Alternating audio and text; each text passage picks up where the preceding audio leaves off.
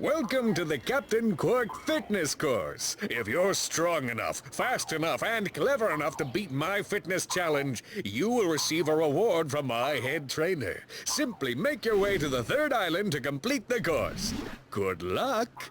Quark Enterprises is not responsible for sprains, broken bones, snapped tendons, bruised egos, or accidental death incurred while taking the challenge. Excuse me, Captain, but we have more pressing issues. We urgently need your assistance. Clank? Yes? Do you notice anything unusual about Captain Quark?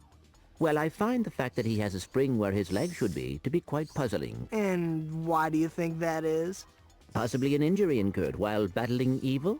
This isn't the real Captain Quark, you numbskull. It's a robot. Oh.